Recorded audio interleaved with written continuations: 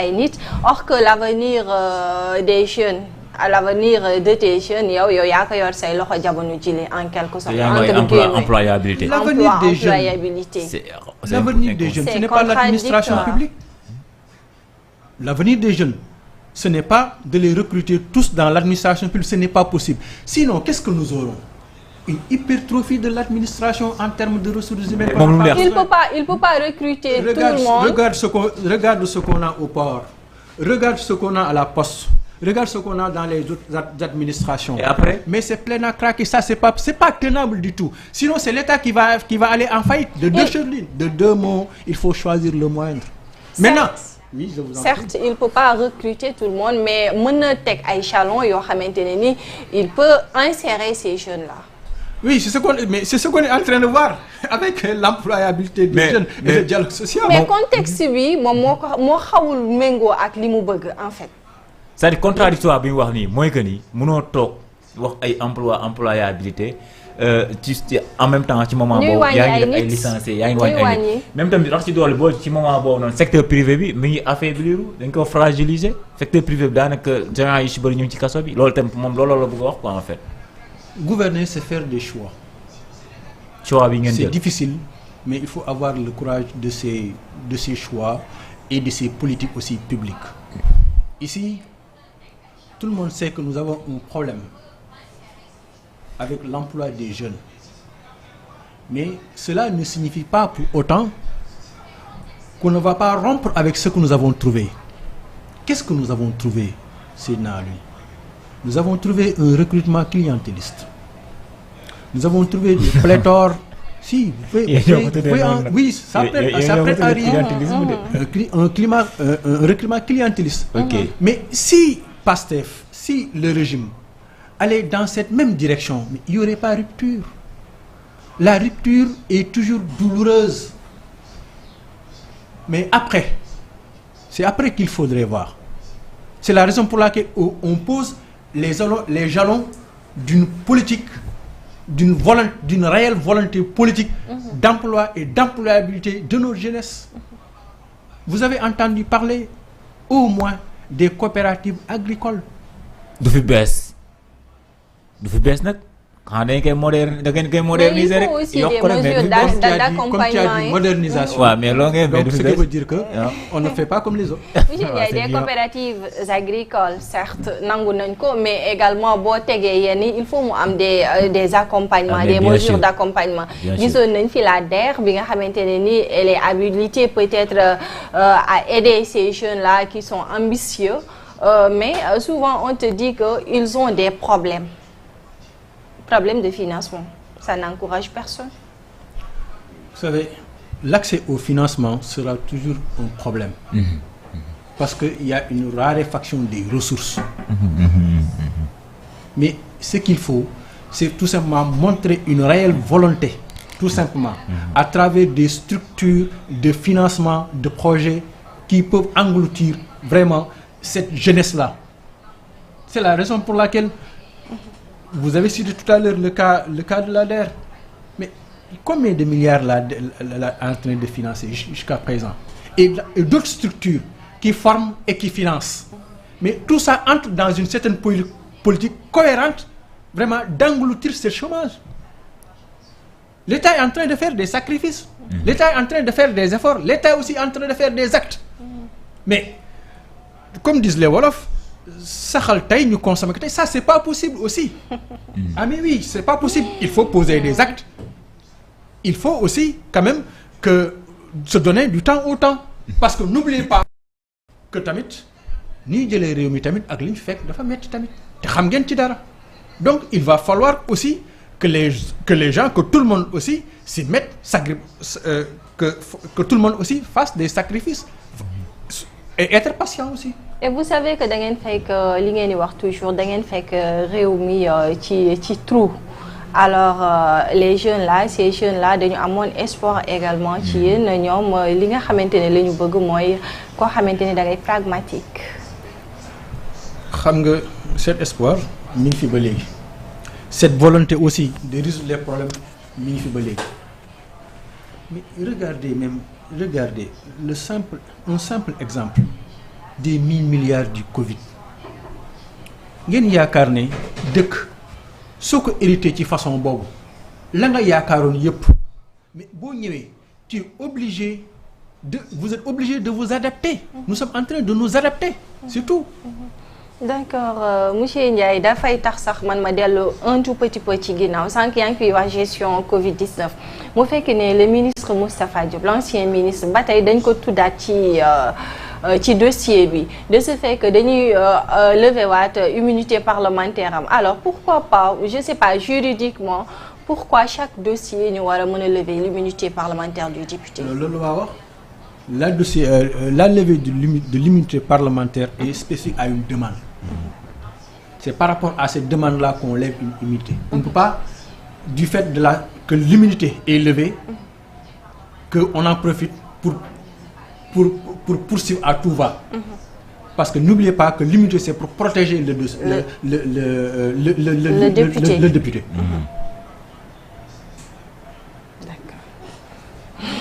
ñu gis keroog kii di Jean-Michel ak Ngagne Demba Touré ils se sont constitués en bouclier pour vraiment faire face à Thierno Alassane Sall surtout affaire de pétrole et gaz est-ce que vraiment les propos qu'ils ont tenus peut dissuader Thierno Alassane ci li nga xamante ne ni moom mooy voie bi bu nekk. Bon, je ne sais pas de quel propos dont il fait allusion ou bien dont il politique. Mais nous sommes dans le champ politique aussi. Voilà. Nous sommes dans le champ politique. Voilà. Thierno Alassane Sall, il est dans son rôle, c'est un opposant. Il est dans son rôle. Ne l'oublions pas, l'article 4 de la Constitution, comme l'article 58, donne quand même vraiment l'opposition, le pouvoir de s'opposer. Mais dès le moment où vous avez le droit de vous opposer, vous avez le droit de faire de la politique comme vous l'entendez, mais reconnaissez ce droit aussi aux autres. C'est uniquement dans ce cadre-là. Et ça, c'est la beauté de la démocratie sénégalaise. Ñu wax jox leen ñu wax delloo ko. Mais moom avant loolu sax nee na yéen wax ju bari rek ngeen fi nekkee da ngeen tële wax rek ngeen di def. Thierno Alassane Sall bien vrai que yéen a ko invité woon ci débat mais le premier ministre ba tey teniragul ce débat-là. Le ministre n'a pas son je ne dirais pas que le premier ministre n'a pas son temps mais le dialogue par excellence dans une démocratie se fait à l'Assemblée nationale. Ce n'est pas pour rien que dans la Constitution, je vous l'ai dit tout à l'heure, le référendum du 20 mars 2016.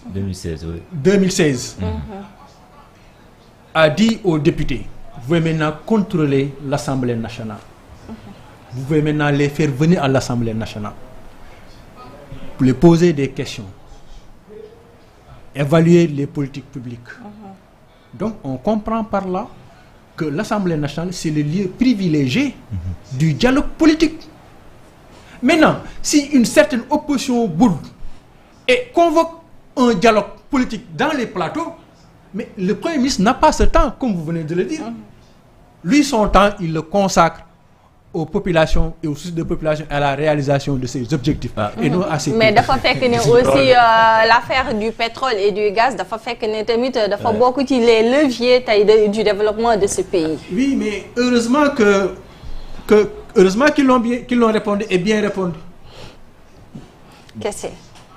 Mais ci moment boobu noonu ngay wax sax sànq tudd nga ko ci laa bëggoon a ñëw ni dialogue le 28 mai prochain bii nii ñuy jël le président de la République bëgg na ci dialogue inclusif et sincère bon dialogue boobu nag daanaka lu ko tax a jóg moom mooy système ñu waxtaanee système politique bu Sénégal dina daanaka dina concerner 3 axes lu toll ci la démocratie et les droits humains le processus électoral les réformes institutionnelles yooyu noonu ñetti ponk yooyu noonu la ñu fas yéene dialoguer ci fan yi néew le 28 mai 2025 bi ñu nekk loolu nag yow ñoom est-ce que ban kii sa ban jàngat nga ci def après ñu ñëwaat ci fond bi.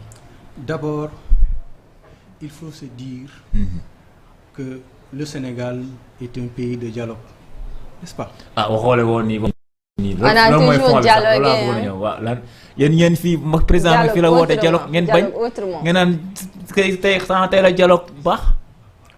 xam nga à la différence des autres dialogues ay mag lañ kenn lu ñu woo ci naxe mbaay te yow xam nga ne je sais que tu fais allusion au dialogue de Macky Sall. Macky Sall ne voulait pas dialoguer. Il voulait tout simplement légitimer deux choses. Soit avoir un troisième mandat ou repousser tout simplement l'élection présidentielle. Nous n'allons pas durant ce dialogue. Non, et puis, nous n'allons pas dialoguer avec un couteau à la gorge aussi. Donc, ce n'était pas sincère. Pas du tout. Mais tu as conclusion maintenant, dès le départ, j'ai dit que le Sénégal est un pays de dialogue. Nous nous inscrivons dans cette tradition. Raison pour laquelle le président Bassirou Diomaye Diakhar Faye a dit une chose très claire. J'inscris ce mandat sous le sceau du dialogue. Raison pour laquelle, dès les premières heures, qu'est-ce qu'on a fait? Les assises de la justice. Pour dire tout simplement, comme la justice est rendue au nom du peuple, il faut que ce peuple-là s'identifie à cette justice-là. Mais il y a parce qu'en conclusion, l'objet du dialogue, la raison pour laquelle on ouvre le dialogue sur la démocratie, sur les institutions. Assises de la justice, peut-être actuellement, conclusion, vous savez, comme je l'ai dit tout à l'heure, la justice, justice dafa am nu muy doxé aussi. OK. Boo jëlee par exemple un juge des libertés budget la juge des libertés aussi il faut nga changer code bi fu ñu koy changer assemblée nationale et qu'est-ce qu'on a dit bëgguñu def des réformes à l'épicerie, des réformes de l'épicier. Ce que nous voulons faire, une grande réforme, tout simplement, incluant toutes les petites réformes. Quoi. Structurelles. D'accord. Réformes, nous réformer. Mais nous avons une Assemblée nationale, non, on veut rassembler toutes les réformes. C'est la raison pour laquelle, mais démocratie Sénégal, mais nous savons à chaque fois que nous avons une élection, qui est bon, que les deux ont des problèmes, mais il nous faut aussi vraiment qu'on inscrit certains trucs dans le marbre. Comme ça, les choses ne vont pas changer. D'accord. Certes, ce dialogue se veut inclusif, mais est-ce que ça ne serait pas des concertations de plus? Le Premier ministre, il avait initié les grandes concertations entre les syndicalistes, mais depuis lors, il y a Dara également. Non, parallèlement à ça, il y a le Premier ministre qui veut dire avec des secteurs de la vie socio-professionnelle. Mais là, il s'agit de dialoguer avec pratiquement toute la nation pour qu'on ait quand même une société politique apaisée. Ñun avant cette politique là dañu bëgg am cëslaay goo xamante ne nii dafay dëgër comme xam nga tey nit ki bu xëyee demut liggéeyi pour mën a am en retour quelque chose lu muy nourrir sa famille kooku il n'a pas le temps de faire la politique apaisée politique moom tàngul moom amul tension politique fii na Sénégal wax dëgg fa yàlla li nga xam ni politique tension amul fi de xiif bi moo fi nekk kay koom-koom bi xam nga gis nga politique tamit ak way politique yi quel que soit le fois ñoom ñooy yore nguur comme ñoom ñooy yore nguur politique yooyu ngay wax ñoom lay jóge donc comme askan bi la baax na day baax ñi koy waxtaane loolu moo sabab loolu moo wund waxtaan yooyu mais l'un n'exclut pas l'autre te bu ñu jógee si ces problèmes institutionnels là waxtaane ko ba tënk ko mais xam ngeen ne bon dafa am dérivation mooy lan waxtaanee koom-koom parce que koom-koom bi nag dafay tënku ci politique mooy lan mooy il nous faut day am ay politique publique yooyu mais il faut ñu déggoo ci il faut ñu am une adhésion forte ci loolu am des consensus forts autour de ça. man lu ma ci gën a neex sax tamit effectivement parce que terme de référence yi le droit de vote des détenus loolu itam dinañ ci waxtaan mais loolu entre autres mais loolu est-ce que dina yomb de entre autres bon dina yomb du yomb on va voir les modalités pratiques OK tout simplement d'accord réformer et améliorer le système électoral sénégalais c'est ça loolu sax nag mën nañu wax ne daanaka du lu bees parce que c'est avec Macky Sall qu'on a vu que les forces de l'ordre ont commencé à voter. Non, les forces de l'ordre ont commencé à voter depuis. Sous Wade, voilà. Si je me trompe pas. Donc xam nga système électoral. oui dafa war am ay amélioration ay évolution. tout à fait surtout. mais su fekkee ne parti au pouvoir muy tëju def code électoral bu ko neex ça li muy jur. mooy comme li xew sunu je dis bien sous nos tropiques par exemple di éliminer ay adversaires. Ça s'est passé au Sénégal, ça se passe actuellement en Côte d'Ivoire avec Tidjane Dia. Mais ce fait qu'il y a un code consensuel comme celui de 92. Mais c'est ce qui a permis l'alternance. Oui. Mais ce fait qu'on est dialogue bi nga doon wax ci Macky Sall dafa sincère nga yaakaar ne lu mu tëddi Ousmane Sonko du nekk candidat je ne dirais pas nekk mais au moins du nekk candidat. waaw mais pourtant ci ngeen sukkandiku pour def élection de ci dialogue boobu noonu conclusion dialogue boobu noonu. mais xam nga dialogue bi lan moo ci gën a neex dañu bëgg donner un contenu au statut de l'opposition.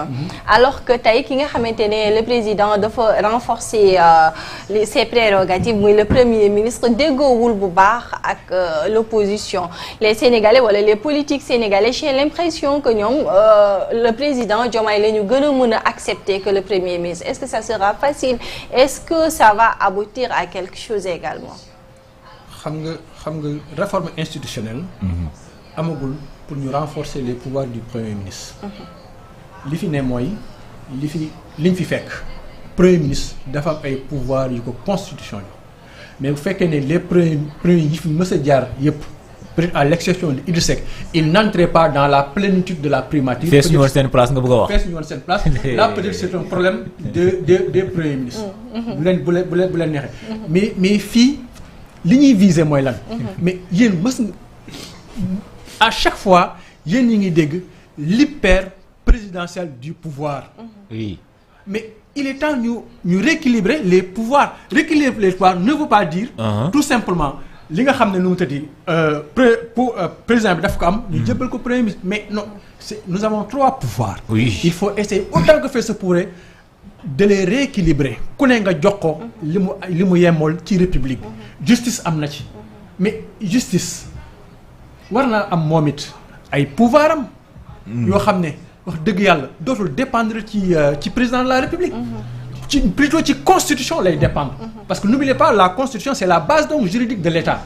Premier ministre aussi idem président de la République aussi tout le monde sait que nous avons l'habitude de dire chez nous les juges que nous élisons un président de la République mais c'est un monarque qui gouverne mooy lan soo lirez la partie qui est concernée par le président de la République dans la constitution da ngay yaakaar ne pratiquement yàlla bu ndaw la ñu am c'est un demi-dieu sur nous le président peut tout et tout cette omnipotence là mais nekkatuñu xanaa ci république yooyu la ñu war a rééquilibrer pas simplement jël ay pouvoir di ko jox premier ministre certainement pour parler maintenant du premier ministre xam nga la personne du premier ministre vraiment dérange mais comme dit Yoro Dia vraiment noonu jël ndox mu sell ñu naan quoi tu sais pourquoi.